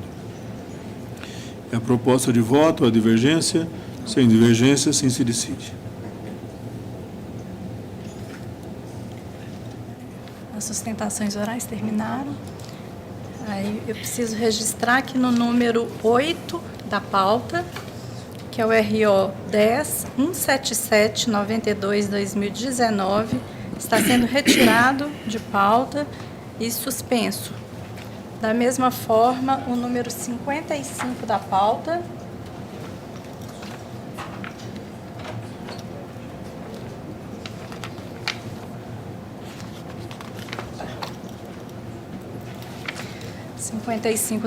que é o RO 11.548/88/2017. Eu acho que todo mundo, mas... 8,55. 8. Será que é esse? Esse é outro? Mas não, são os dois. São os dois. Dá uma diferença da outra. Vamos ver aqui, confirmar, né? Puta merda. No final do ano. Final do ano. É isso, 77. Em dezembro. Agora, 55. 14. Puta que pariu. Então eu escrevi errado, 85. Pode ter sido eu. Provavelmente foi eu. Mensal. Não, eu que escrevi aqui. Agora tem 50, Não é o aí dá 55. Sim. Eu vi errado, não é o que eu te falei que era 55. O senhor quer conferir? Aqui já tem eu. Às vezes. É o 56.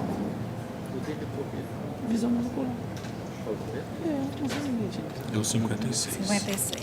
Então, retificando, o número 55 da pauta, que é o RO 11.548.88/2017, ele foi julgado.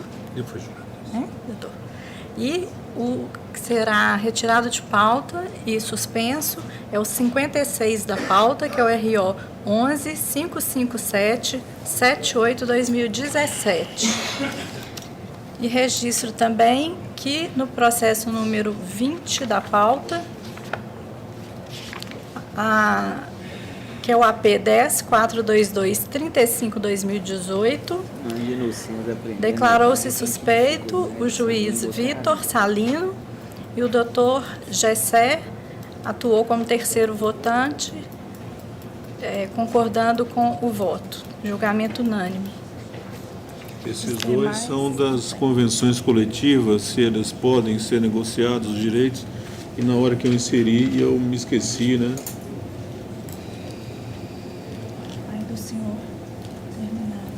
Então, nessa sessão, os demais votos foram julgados nos termos dos votos proferidos. Agora na pauta da relatoria do desembargador Jorge Berg. Número 9 da pauta, que é o RO 10.207.86/2016.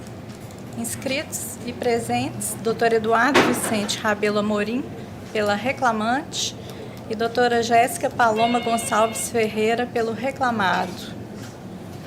Número 9.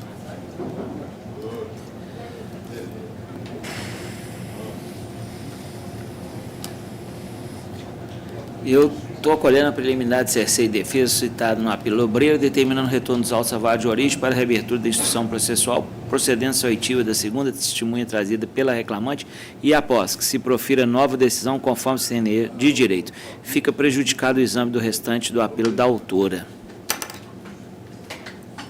Minha conclusão. Então, me parece que aí a doutora vai ter interesse em sustentar ou aguarda a primeira divergência? Paciência. A divergência? De acordo. Sem divergência, assim se decide. Boa tarde. Boa tarde. Número 43 da pauta é o RO 11.015.17/2018. Inscrito o Dr. Gustavo Guimarães Linhares pelo reclamado recorrido. Conheço, acolho a preliminar citada em contrarrazão e não conheço do recurso do autor por se tratar de dissídio de alçada. Há divergência? Não há divergência, assim se decide. Muito obrigado, boa sessão a todos. Número 58 da pauta, RO 11.501.10/2017. Inscrito o Dr. Silvio de Magalhães Carvalho Júnior pelo reclamado recorrente.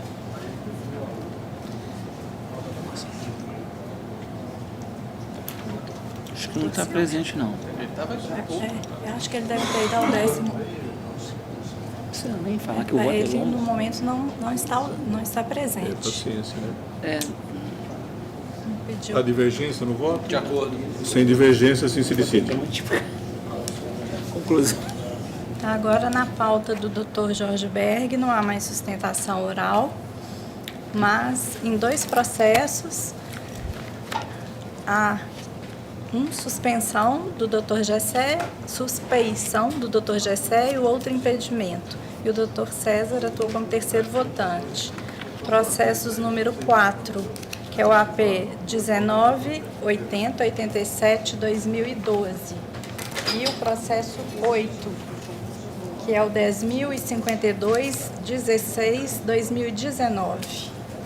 Os processos dessa sala ficam todos julgados, nós temos os votos ali inseridos e proferidos. Agora passaremos a pauta do juiz Gessé Cláudio Franco de Alencar. O primeiro deles é o 53, o doutor Eduardo, que está inscrito pelo exequente, é o AP 11.201.91/2015.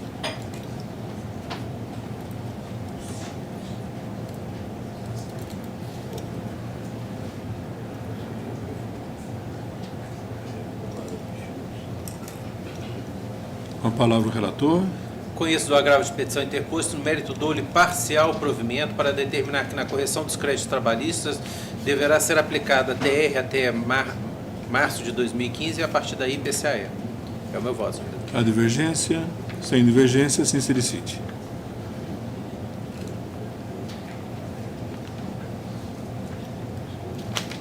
Próximo é o número 5 da pauta, que é o RO 10.079-53/2019. Inscrito Dr. Rodrigo Moreira Rebelo Horta, pela reclamada recorrente GE. Com a palavra o relator.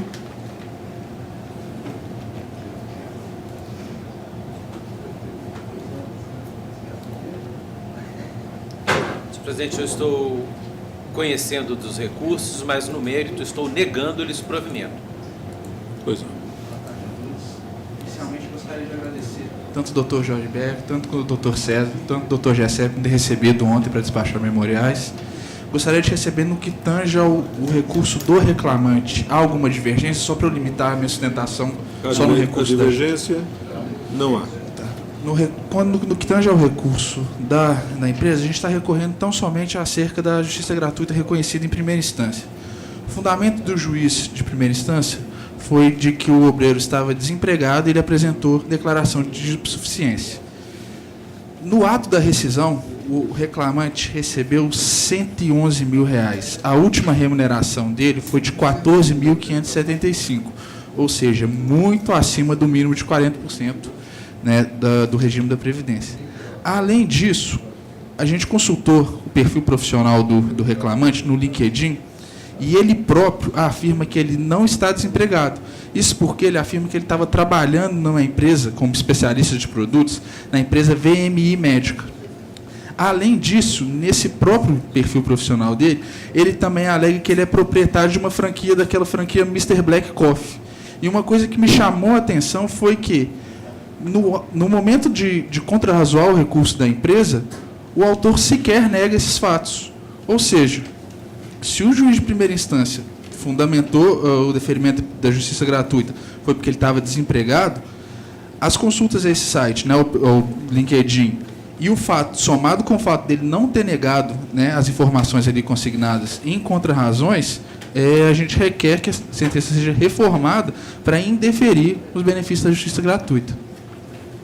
A divergência, sem divergência, assim se decide. Obrigado. Boa tarde a todos. Número 7 da pauta é o RO 10.090-10/2018. Inscrita a doutora Lilian Sandra Soares, pela reclamada recorrida. Boa tarde. Pois não. Conheço do recurso interposto, no mérito nego-lhe provimento. Doutora, pode aguardar a primeira divergência. A divergência não há, assim se decide. Boa tarde.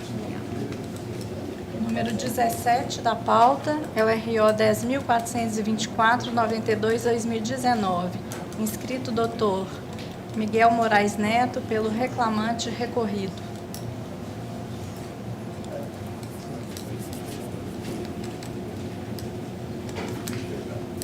Com a palavra o relator. Conheço e nego, senhor presidente. Doutor, pode aguardar a primeira divergência. A divergência, não há divergência, então assim se decide. Boa tarde.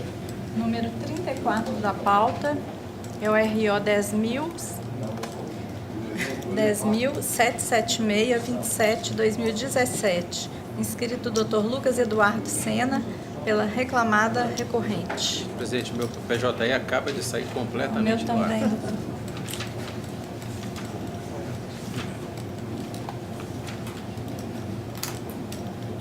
nada de ouvir isso, né? Não vai ter isso direitinho. Só para já identificar, disse que eu estava pela reclamada, mas estou pelo reclamante. Ok. Deixa eu ver aqui. Qual que é o número na pauta? Mas qual que é o número? 34? Vamos ver se consegue. É o Marisa 34 da pauta. Marisa da Luz. Voltou aqui. Conheço do recurso interposto, no mérito, nego-lhe provimento. Boa tarde, nobres julgadores. Pois bem, esse caso aqui que eu trago a sustentação oral na tribuna é um caso muito interessante, muito peculiar, até do ponto de vista da ciência do direito processual. Por quê? É um pedido de condenação da reclamada, que é a CEMIG, ao pagamento de adicional de periculosidade, em virtude de haver armazenamento de combustível no subsolo do prédio que cedia a empresa lá na Avenida Barbacena. Pois bem, a OJ 385 do TST diz que os trabalhadores que laboram em edifício de construção vertical em que há armazenamento de combustível no subsolo acima dos limites legais têm direito ao percebimento de adicional de periculosidade.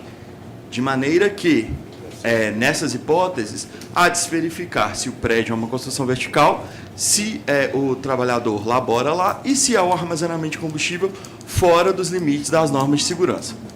Pois bem, isso aí é uma coisa muito tranquila de se dizer, teve até uma perícia a esse respeito, todos esses fatos restaram comprovados, embora o perito tenha dito que ele não vislumbrava uma situação de labor em sistema de periculosidade. Acontece que, e aí vem a questão interessantíssima, o Código de Processo Civil de 2015, ele mudou consideravelmente os limites de alcance da coisa julgada, tanto os limites objetivos quanto os limites subjetivos da coisa julgada. Os limites objetivos para abarcar na coisa julgada agora não só as questões principais decididas na causa, como também as questões prejudiciais. E no que tange ao limite subjetivo, que é o que interessa aqui no caso, o artigo 506 provocou praticamente uma revolução no sistema da coisa julgada, que tem sido pouco observada na prática judiciária, embora em esquema acadêmico já esteja sendo bastante debatido.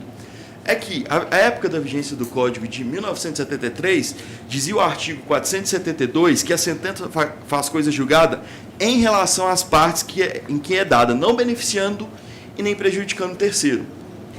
Agora, o artigo 506 do Código de Processo Civil, vigente, ele diz que a sentença faz coisa julgada em relação às partes em que é dada, não prejudicando o terceiro.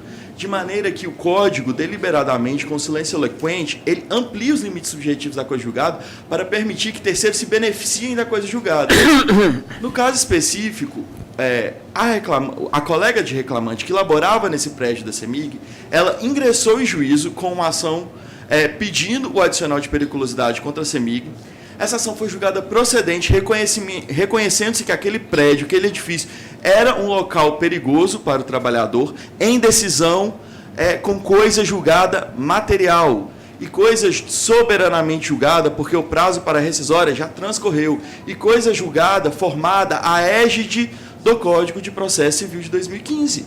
Então, portanto, para a CEMIG, que naquela demanda não é terceiro, porque ela foi parte e ela já teve a oportunidade de discutir se aquele local ele era ou não perigoso, não há mais discussão a respeito dessa questão. Razão pela qual, suscitando a coisa julgada em benefício de terceiro, porque agora o Código permite, e é sim uma revolução, é sim uma ampliação considerável dos limites, não há que se mais discutir a respeito dessa questão.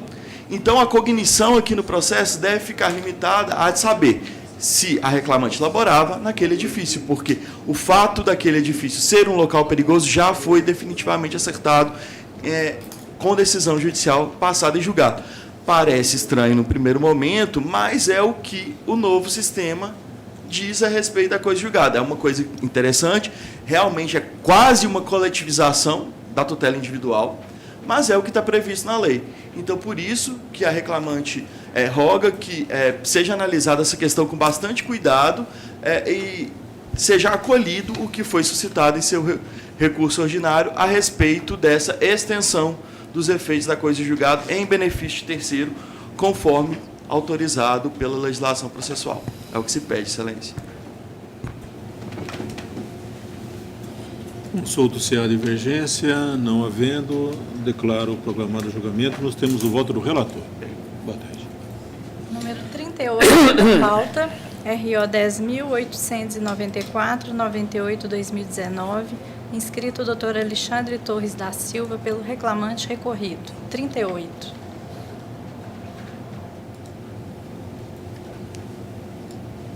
A palavra, relator.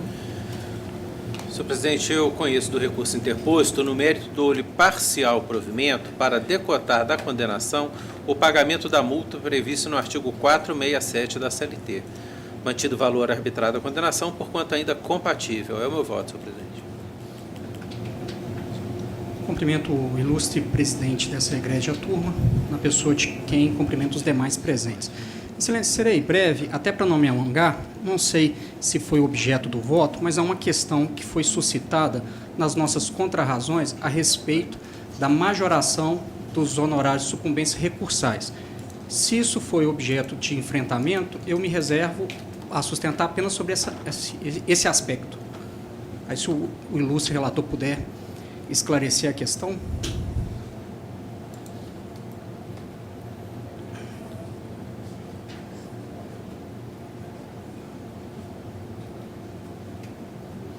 Senhor presidente, posso? Claro, fique à vontade. Do voto, senhor presidente, consta que não conheço do pedido da rede majoração dos honorários sucumbenciais, pois a peça de contrarrazões não se mostra adequada ao pleito. Nesse sentido, o voto. Ok. É que o doutor está pelo reclamante, né? Sim. A questão aqui, excelência, é pontual e a gente, com devido respeito à proposta de voto do ilustre relator, me deu o trabalho de sustentar sobre a questão, porque, de fato, a questão dos honorários de sucumbência ainda é uma matéria recentemente nova aqui na Justiça do Trabalho, e a jurisprudência ainda está sendo construída, sobretudo na questão dos honorários de sucumbência recursais, a que se refere o parágrafo 11 do artigo 85. Não há muitas decisões na Justiça especializada sobre essa questão.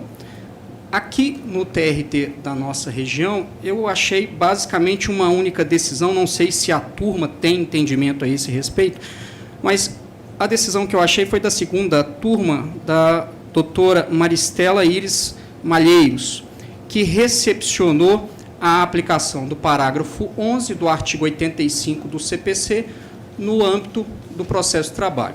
Então, a grande questão aqui, e que eu submeto à consideração de Vossas Excelências, é se o parágrafo 11 do artigo 85 do CPC se aplica ou não ao processo do trabalho. Se Vossas Excelências entenderem que não há cabimento do parágrafo 11 do artigo 85 do CPC, de fato, eu serei vencido na minha pretensão suscitada em contrarrazões. Mas, entendendo Vossas Excelências que o parágrafo 11 do artigo 85 do CPC tem aplicação no âmbito do processo de trabalho, aí sim é o caso de majorar os honorários de sucumbência, mesmo tendo sido eles suscitados em contrarrazões, porque a disposição do parágrafo 11 é: o tribunal, ao julgar o recurso, majorará os honorários fixados anteriormente, levando em conta o trabalho adicional realizado em grau recursal. A disposição do parágrafo 11, no nosso entendimento, trata-se de imperativo legal. Até porque eu não poderia recorrer nesse sentido, porque eu até então não tinha interesse recursal, porque a sentença foi 99%, 100% procedente. Então, não tinha interesse recursal de recorrer em relação às parcelas, porque eu saí vitorioso.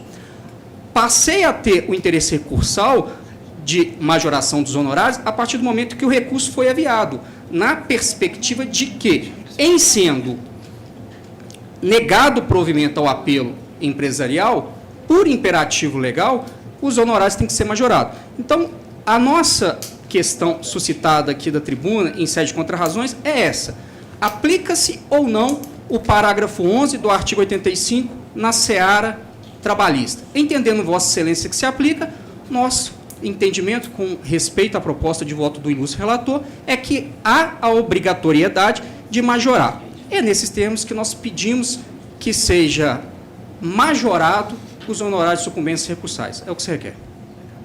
Consulto se há divergência. Não havendo divergência, se decide nos termos do voto do relator. Muito obrigado. Boa tarde. Boa tarde. Número 43 da pauta, RO 10.942, 71/2017. Senhor presidente, desculpe atrapalhar. É só porque eu li da ré, na verdade, é contra razões do autor. Era um mero erro material que eu já inclusive, corrigi aqui, não conhecendo do pedido feito em contra razões pelo autor. Sim. Só porque eu li ré, já corrigi. Desculpe, senhor presidente. Fica corrigido. É o número 43, RO 10.942, 71/2017. Dr. Felipe Leite de Melo Ferreira Cansado, está inscrito pelo reclamante, que é um dos recorrentes. Com a palavra o relator.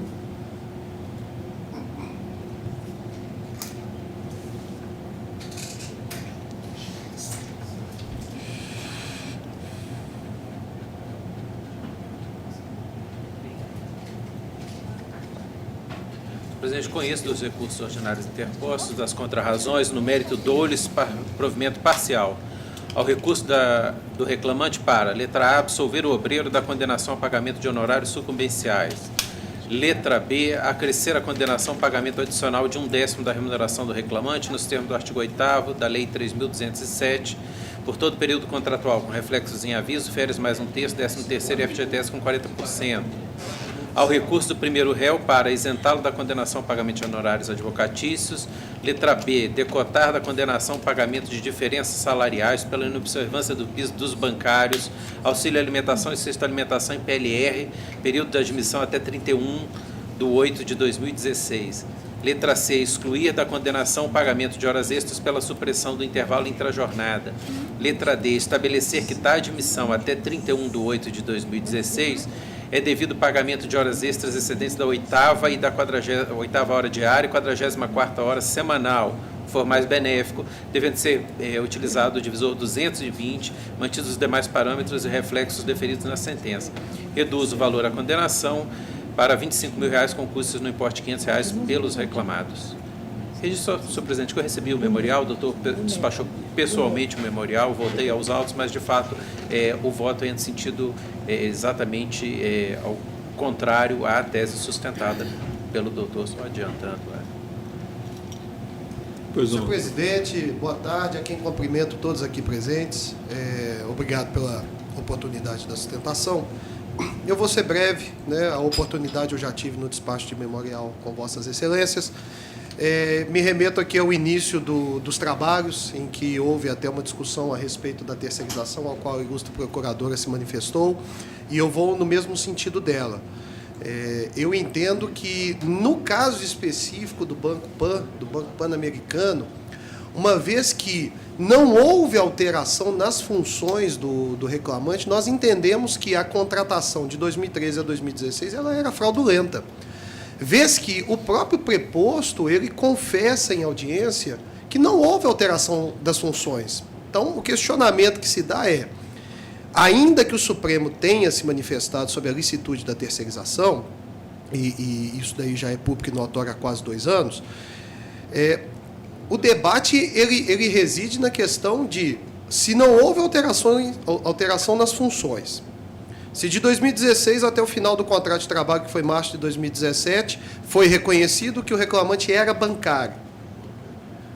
Por que de 2013 a 2016, não havendo alteração das funções, também não há de ser reconhecido a condição de bancário, uma vez que se tornou lícita a terceirização?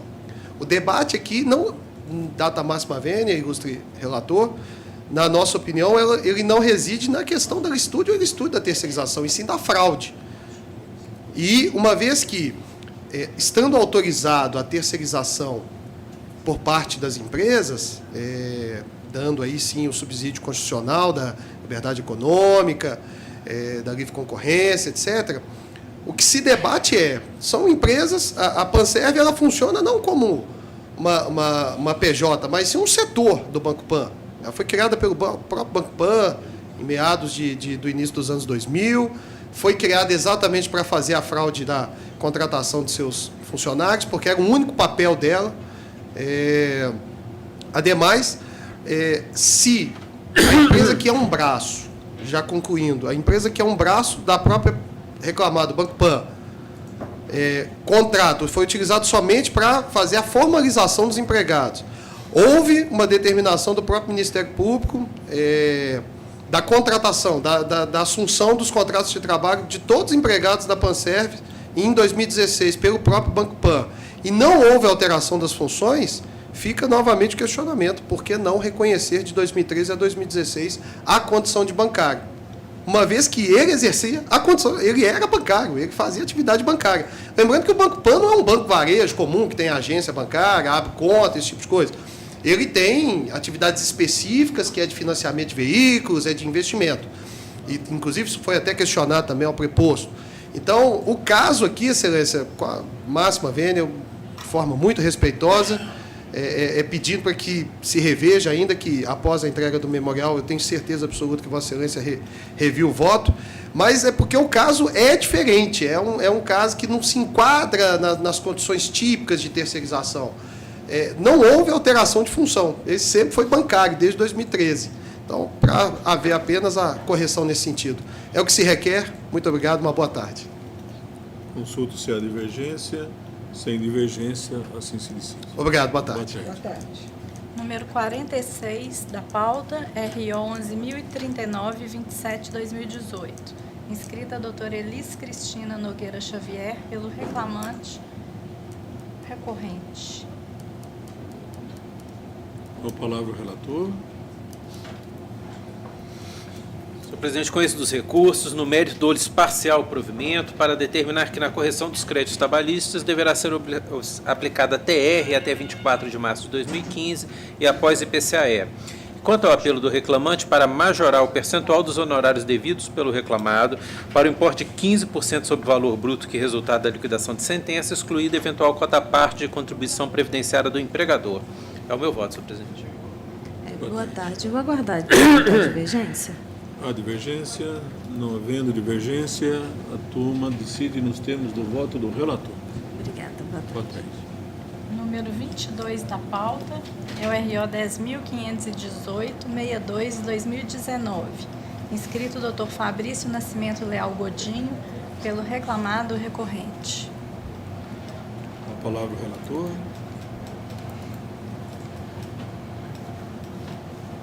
Senhor presidente, conheço do recurso ordinário interposto pelo segundo reclamado, município de Juiz de Fora, e no mérito dou-lhe provimento parcial para a letra A, reduzir os honorários periciais para o valor de R$ 1.500, e letra B, determinar a aplicação dos juros de mora na forma do artigo 1º-F da Lei 9494/97, com redação da 11.960 de 2009. É o meu voto, senhor presidente. Pois não. Excelente, senhor presidente, demais componentes da turma, que tenho sempre a satisfação de estar aqui, né? Essa casa que sempre nos trata como advogados muito bem. A questão que nos traz aqui hoje versa sobre, ainda que não fora tratado no voto, já que manteve a decisão, é a respeito de um termo já conhecido aqui, qual seja, responsabilidade imputada. Nesse caso aqui, inclusive, já em outras oportunidades, até o próprio Ministério Público, num parecer, já se pronunciou em casos, eu não vou falar igual, mas semelhante, já que envolve a mesma reclamada e os mesmos pedidos, sobre de que houve efetiva fiscalização.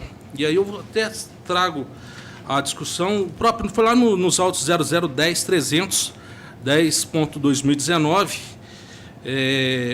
que houve assim, o próprio Ministério Público disse: ocorre que a documentação juntada aos autos pelo segundo reclamado, que é, no caso, o próprio município de Juiz de Fora, comprova efetivamente a fiscalização realizada por meio de sucessivas comunicações entre os contratantes, tratando-se de documentos públicos. E aí eu chamo a atenção a respeito do princípio da legalidade.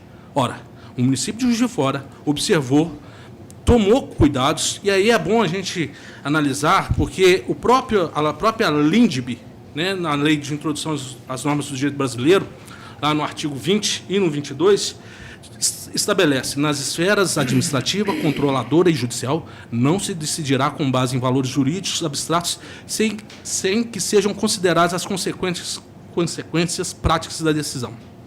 E ainda fala, na interpretação de normas sobre gestão pública, serão considerados os obstáculos e as dificuldades reais do gestor e as exigências das políticas públicas a seu cargo, sem prejuízo dos direitos dos administrados. Ora, aqui versa a respeito da questão da prova.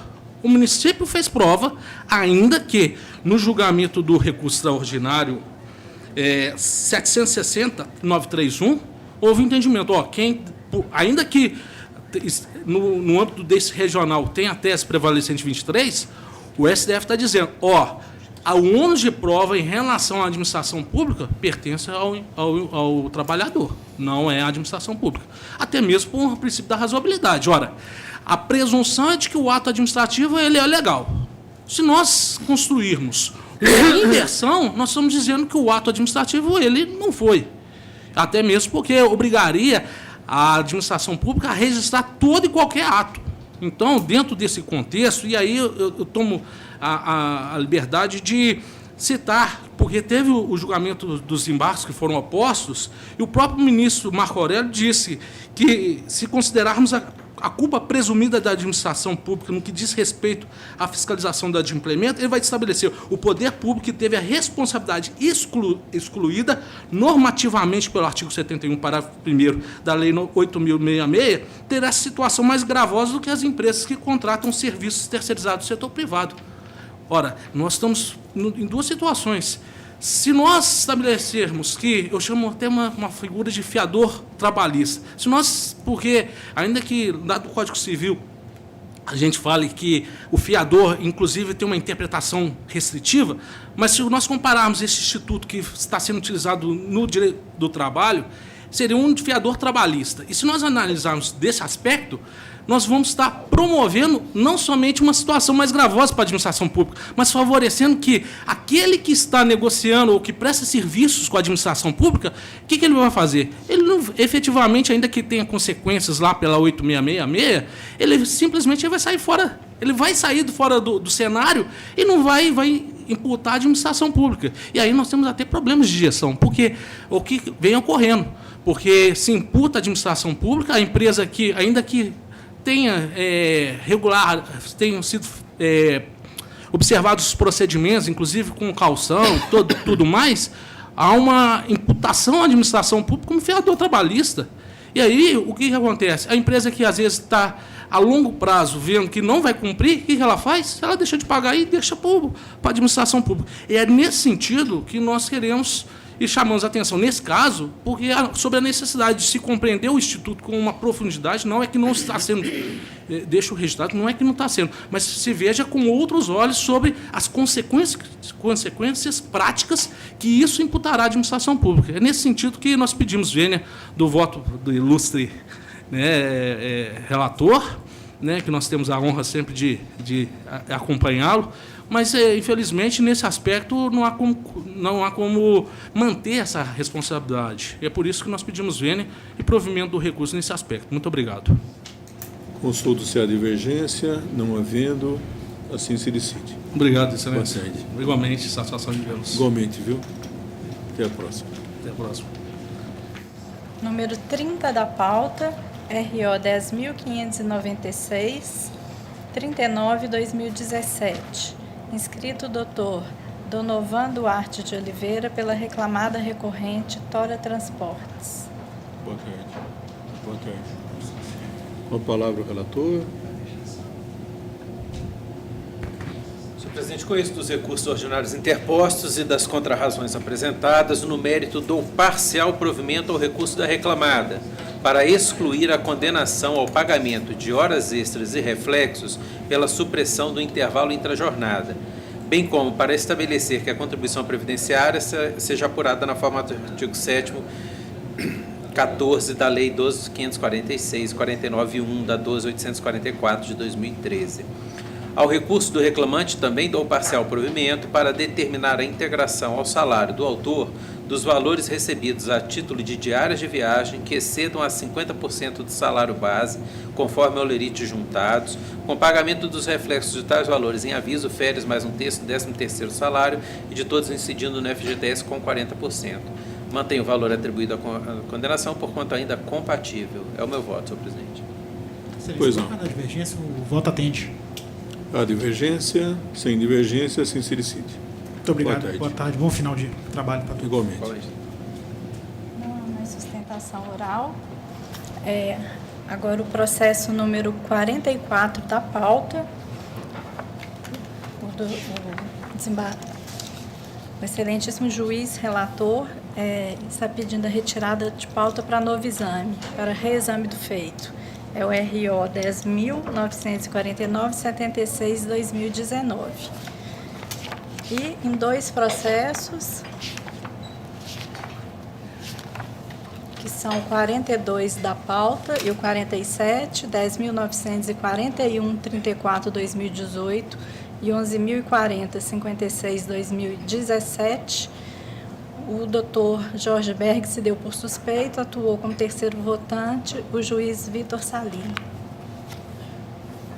Todos os demais processos dessa sala ficam decididos conforme os votos proferidos nesses processos.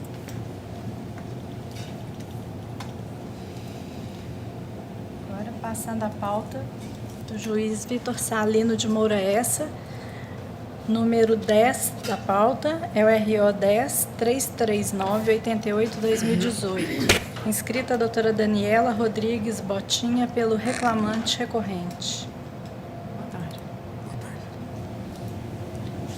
Conheço e nego, senhor presidente. Pois não, doutor. Boa tarde, doutor. Me atende, Vossa Excelência, guardaria divergências. A divergência, não havendo divergência, assim se decide. Obrigada, boa tarde. Boa tarde. Número 35 da pauta é o RO 11.897-22-2017. Inscrita a doutora Lícia Miranda Eleutério pelo reclamado recorrente. Parece que ela foi embora. Foi embora, né? A divergência, sem divergência, decisão unânime. Número 7 da pauta é o RO 10.205-18-2019. Inscrito o doutor Cleófas Pereira da Silva, pelo recorrente reclamante. Com a palavra, relator. Conheço do recurso interposto, dou-lhe provimento para afastar a coisa julgada colhida na origem, quanto ao pleito de pagamento de indenização por danos materiais na modalidade de lucros cessantes. E, a fim de evitar a supressão de instância, determino o retorno à origem. Resguardo, caso haja divergência, posso fazer sustentação. A divergência. De acordo. Sem divergência, assim se decide. Obrigado. Boa tarde. Boa tarde. Sustentações orais terminadas. Nos números 25 e 28, a suspeição do Dr. Gessé, Dr. César, atuou como terceiro votante. E há apenas um processo pendente. Não sei se o Dr. Vitor ficará assim, que é o número 36 da pauta, que há uma divergência do Dr. Gessé. O Dr. César está acompanhando a divergência. 36? 36, porque nos demais o Dr. Vitor encampou a divergência. Na verdade, no 36, na verdade é uma observação para limitar, ou melhor, para não fixar desde já o percentual incidente da penhora. Eu estou retificando no particular, eu acho muito sensato, não há... Deixemos ao juiz de execução o mistério. Com relação aos outros assuntos, eu estou anuindo, encampando a divergência para declarar a unanimidade.